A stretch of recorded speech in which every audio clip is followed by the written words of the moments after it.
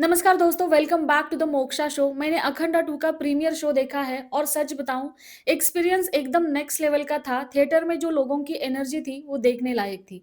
हर 10 minute में theatre में सीटियां बज रही थी, तालियां बज रही थी, पब्लिक पूरी तरह से पागल हो गई थी। अगर आपको इस मूवी का असली मजा लेना है तो इसे फुल क्राउड के साथ थिएटर में ही देखना पड़ेगा। हम सब जानते हैं कि इतनी हाइप क्यों है। ये मैजिक है डायरेक्टर बोयपट्टी श्रीनु और मास के भगवान बालकृष्ण, यानी हमारे बालैया बाबू। पिछले 15 सालों में इनकी चौथी फिल्म है जो साथ में आई है। शुरुआत हुई थी 2010 में सिम्हा से, फिर आई लेजेंड, फिर ब्लॉकबस्टर अखंडा और अब आई है अखंडा 2 तांडवम। और इनकी पिछली तीनों फिल्में साउथ इंडस्ट्री में सुपर हिट रही है और सब में बालैया सर ने डुअल रोल का काम किया है। लेकिन अखंडा सीरीज 2 की खास बात यह है कि इसमें वो एक अघोरी के रोल में है। पार्ट 1 में ये रोल सबको बहुत पसंद आया था, इसलिए डायरेक्टर और एक्टर ने मिलकर अखंडा 2 में वही मैजिक फिर से क्रिएट करने की कोशिश की है। अब बिना किसी स्पॉइलर के स्टोरी पे बात करते हैं। मूवी की कहानी वहां से आगे बढ़ती है जहां पिछले अटैक्स हुए थे। अब दुश्मन देश इंडिया से बदला लेना चाहते हैं क्योंकि उन्होंने अपने लोगों को खोया है। लेकिन इस बार वो आर्मी, नेवी या एयरफोर्स से डायरेक्ट वॉर नहीं करना चाहते। वो यूज करते हैं बायो वॉरफेयर का गंदा खेल। उनका प्लान है कुंभ मेले में एक डेंजरस वायरस लीक करना।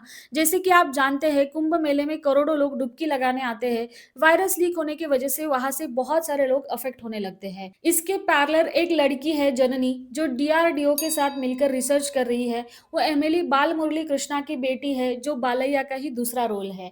मूवी का मेन मुद्दा यह है कि वो इंडिया के लोगों को कैसे बचाएंगे, वो इस वायरस का एंटीडोट कैसे बनाएंगे, और जब साइंस हार मानने लगेगा और हालात और खराब हो जाएंगे तब अखंडा आके सबको कैसे बचाएगा। यही मूवी की असली कहानी है। अब एक्टिंग की बात करते हैं। सबसे पहले बालकृष्ण सर, वो अघोरा अखंडा के रोल में हैं और उनका ऑरा अलग ही लेवल पे है।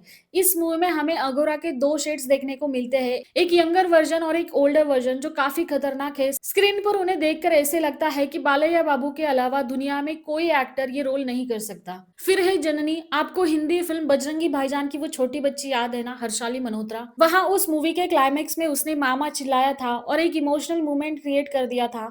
और यहाँ इंटरेस्टिंग बात यह है कि जब भी वो बोलती है तो बाबा के बारे में बात करती है।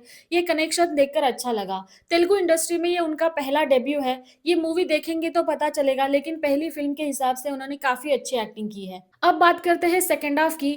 यहाँ मूवी थोड़ा टर्न लेती है। सेकेंड हाफ पूरी तरह से डिवोशनल हो जाता है। यहाँ फोकस धर्म और सनातन धर्म को समझाने पर ज्यादा है। सेकेंड हाफ में बालैया बाबू के बहुत सारे पावरफुल स्पीचेस है और भर भर के एलिवेशंस है, यानी ऐसे सीन्स है जहां बालैया किसी सुपर ह्यूमन से कम नहीं लगते। ये किसी कहानी से ज्यादा एक स्पिरिचुअल जर्नी लगने लगती है। लेकिन दोस्तों, मैं ऑनेस्ट रहूंगी, मूवी परफेक्ट नहीं है। सच कहूं तो पार्ट 1 के कंपैरिजन में इसका नरेशन थोड़ा वीक लगता है। अखंडा 1 में जो सरप्राइज फैक्टर था वो यहाँ मिसिंग है। सेकेंड हाफ में स्टोरी काफी प्रेडिक्टेबल हो जाती है, बस सीन्स आते जाते रहते हैं। और एक बड़ा नेगेटिव पॉइंट है बीजीएम। म्यूजिक बहुत ही ज्यादा लाउड है। कुछ जगह पर अगर म्यूजिक सॉफ्ट होता तो इमोशन ज्यादा फील होते, कभी कभी शोर थोड़ा ज्यादा हो गया है। तो मेरा फाइनल फैसला क्या है? मेरे हिसाब से इस मूवी को 5 में से 3 स्टार मिलते हैं। पहला स्टार बालैया बाबू के जबरदस्त एक्टिंग के लिए, दूसरा स्टार शिव भगवान के एलिमेंट के लिए जो सेकंड हाफ में हमारे दिल से कनेक्ट होता है, और आखिरी स्टार क्योंकि ये एक मास एंटरटेनर है जो ऑडियंस तक एक स्पिरिचुअल मैसेज पहुंचाता है। एक जरूरी एडवाइस, अगर आप हिंदी स्पीकर है तो प्लीज मैं सजेस्ट करूंगी कि आप ये मूवी हिंदी में ही देखें। मूवी हिंदी में भी रिलीज हुई है क्योंकि इसके डायलॉग्स बहुत ही फास्ट है और स्पिरिचुअल टॉपिक्स पर है, तो सबटाइटल पढ़ने में मुश्किल हो सकती है। और सबसे अच्छी बात, बालकृष्ण सर ने हिंदी में अपनी ही आवाज में खुद डब किया है, तो आपको वही ओरिजिनल पावर फील होगा। तो ओवरऑल आप बालकृष्ण सर के फैन हैं तो ये मूवी आपके लिए किसी दावत से कम नहीं है, वरना ये एक अच्छी वन टाइम वॉच जरूर है। तो थिएटर जाओ और उसी एनर्जी को फील करो। अगर रिव्यू आपको पसंद आया होगा तो लाइक और शेयर करना और चैनल को सब्सक्राइब करना ना भूलना। मैं मिलती हूँ आपको एक और नए वीडियो में नए रिव्यू के साथ। तब तक के लिए स्टे सेफ, स्टे हेल्दी।